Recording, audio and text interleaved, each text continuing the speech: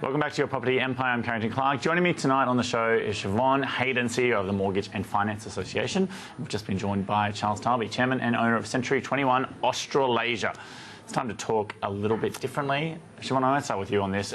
They've been in the policy arena for a while, reverse mortgages. Yes. It's partly because the government is trying to encourage empty nesters to move out of their homes at times, potentially, but also for people to stay sometimes in there, but then to use that money to be invested into businesses.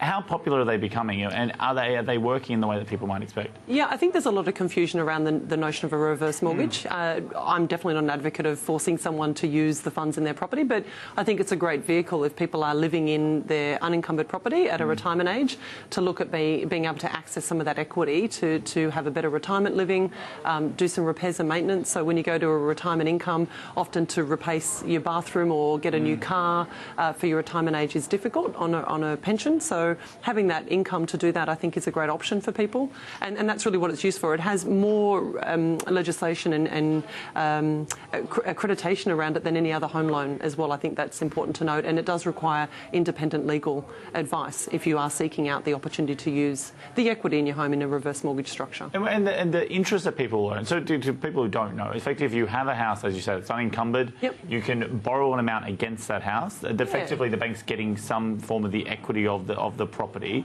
What kind of interest are you receiving for that? Is it similar to a term deposit? Is it getting close to what you'd be paying if you were paying back a loan? Or what kind of rate? It's a good question. To be honest, I don't know the accurate interest, so I wouldn't like to suggest I know that information. Really, I suppose the difference between it is it's a home loan for those that are 60 years young or potentially a bit older, 65 or 70, depending on the lender product, that you don't make any repayments on is probably a good way of looking at it. Obviously, until death or till you leave the property. And not all that property is then taken by that brand or the lender, so often they take back the debt and there still could be some equity left in that property. It does work on the growth of your home, obviously, in the 10 years or 15 years that you may have access to that loan facility. And do we know what kind of percentage of people are starting to do that? Really small number of applicants in the market at this point in time, but I do think it'll grow. I mean, we've got that ageing population, as we keep talking about. So, yeah, I think there's an opportunity for people to look at that as an option in their retirement. Asset rich, cash poor. Charles Harvey, is it a good idea? Well, it's really good for people who... There's a lovely saying, you know, somebody who's reading out their will, they might say, you know, being of sound mind, I spent all my money while I was alive.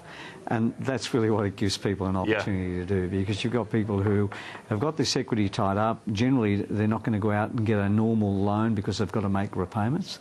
But with this situation, they can get access to not a lot of money, but they can get access to, they can either get it up front or they can get it over a period of time. But the biggest problem with it is that, of course, that the interest is compounded. And so you might borrow $50,000 today, and in 15 years' time, that might be a repayment back of $230,000. So if you look at it from that point of view, or probably less than that, you'll find that if there's not a lot of equity in the property, you're not going to get much money. But they need a significant amount of equity for you to get to probably the maximum of $200,000 of cash out. But it gives you a lifestyle, and that's the difference. That's the difference. Can be a lifestyle choice. So, Charles, let's have a look at what's been happening in the property market for the week that was. Well, the auction clearance rates have been really steady again. Certainly people aren't out there saying the market has crashed, as we might have heard before. The clearance rates across the country sat at 72.4%. That's the national average. This time last year was 76.4%. So there's not a lot of difference. It is lower. Sydney didn't come in the best this week. Actually, it's been coming in behind Melbourne quite a lot. Melbourne was 75% clearance rates, whereas Sydney was 73.3%. But a couple of surprises. Adelaide, 72.7%, which is fantastic. Canberra, 69.6%. And Brisbane came in at 58.3%. And Brisbane has not really been a very high auction percentage or clearance rate market, and it's been steady for the last few weeks, so I'm pretty impressed with what Queensland's doing overall, Brisbane. Okay, and how about homes? How many homes are we seeing advertised? Yeah, you'll see on the chart that's been a real good spike, and the spike is higher than this time last year, which is something we were very, very strongly focused on. New Zealand market has had a good, strong spike there at 4.8% this week over the last week. But the Sydney market came in at the national market in Australia came in at 2.46% higher.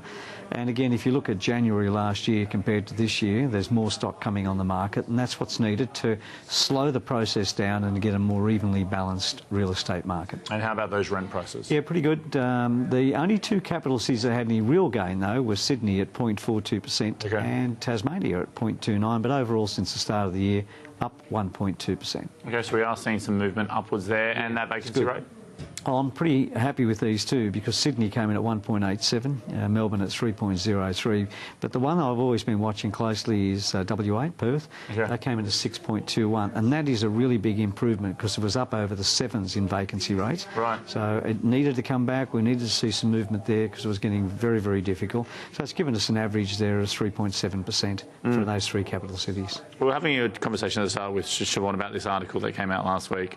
It caused some reverberations. Obviously, Siobhan has a personal or professional interest in what she calls disparaging. Since the movie The Big Short came yes, out? and the Australian Short. Yeah. But this was a fund manager and an economist touring Western Sydney and saying what they think is the makings of a Ponzi scheme. There were some scary numbers in there for a lot of people, that, suggesting that the loan value to GDP ratio was higher than it was even, say, Japan before their crash, that they're unsustainable numbers and we could see a 50% dip. Does that have a direct impact then on what we see as far as homes being advertised? Do you think it does have an effect on sentiment? I would find it very hard to see a certain part of Sydney collapse the entire market. There may be some issues in some of those markets. There has been some irresponsible lending across some of those markets. Some brokers actually have been taken to task and charged for their behaviour. But what happened in the US and what happened in The Big Short in that movie can't be compared to Australia in any way, shape or form. It might have been 30 years ago when you could borrow a deposit to put down on a home. That sort of lending has not existed in this country to any great degree for a very, very long time. And the way in which APRA have been on top of their game in terms, probably a bit too much, in terms of responsible lending. I read that book and I read about a Mexican fruit picker who had a mortgage of $800,000 on two townhouses with an income of $14,000 per annum. That's irresponsible lending. I've never seen signs of that in this country. Well, one of the anecdotes in this story is about the Uber driver that he describes being in a car, and he's had something like 25 properties or something ridiculous, and had just gone guarantor for a $2.2 million house for his daughter. I mean, obviously these aren't backed up with claims, but is it building?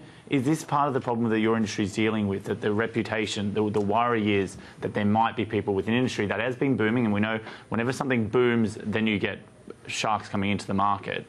Is that the concern at this point, that it's been running for so long that there could have been people getting through who have the worst intentions? I think there's a number of issues at play. So number one, Jonathan Tepper's allegations or suggestion that there would be a property implosion. There is not one property market in Australia. So let's clarify that.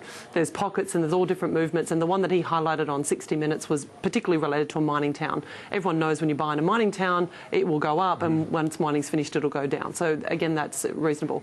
The relationship structures to lending, a broker is really facilitating the documentation to provide it to a lender for them to assess and approve. So we're not approving funding in any way, shape or form. We're providing a service to help the pain point of getting a mortgage, which everyone knows is very stressful.